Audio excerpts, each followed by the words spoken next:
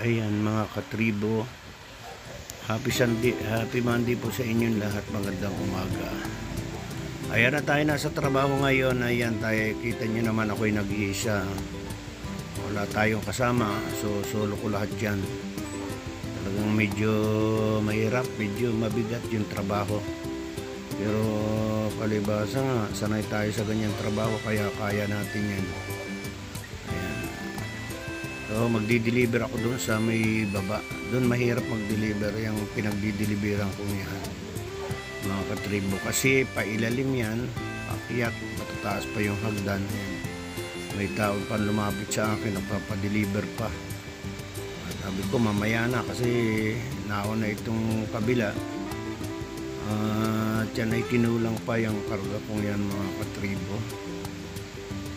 Inaayos ko kasi binababa ko yung stock na i-deliver ko, so medyo marami, konti lang ang matitira dyan. Kasi palibasa 3 araw kung hindi diniliberan niya, kaya kailangan kong deliveran ngayon. So pag hindi pa madeliveran, tatawag na yan. Ayan. At halos ang daming ambasyo doon nung aking puntahan. Kita niyo naman, halos naubos na yung karga ko. Kakayanin natin yan, kaya tayo nag-iisa. So medyo mainit, talagang masakit ang init, grabe. Alas ako'y nahihilo-hilo.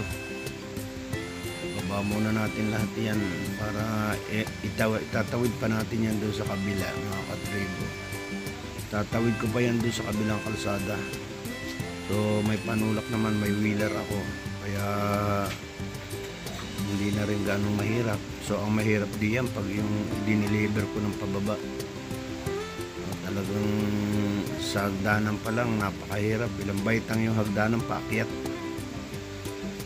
Yan ang talagang sabi ko nga, napakahirap na delivery ko. Pero wala tayong magagawa. So sa atin nakaasa din yung customer. Kahit pa paano gawa ng paraan para magkaroon siya ng stock, pagbenta siya. So yung dideliver ko dyan, mga katribo, Muslim. Maraming Muslim dyan, pero dinideliver ko Muslim, mabait siya. Napakabait ng Muslim na yun. Akin nga inaayos pa. So inaayos ko pa yung i-deliver ko sa kanya. Napakainit, mainit ang panahon. Ayan,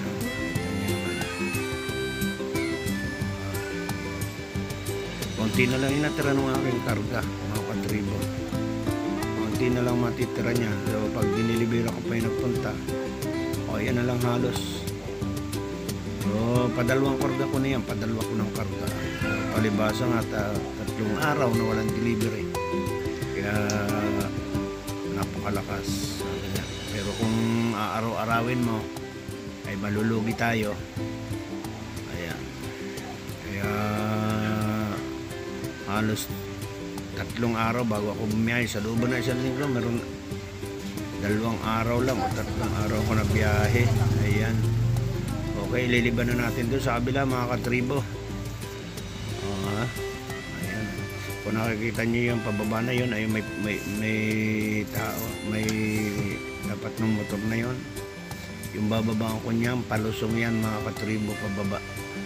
Kaya iwan ko muna yung stock ko diyan. Ayan, para hakutin ko ng hakutin.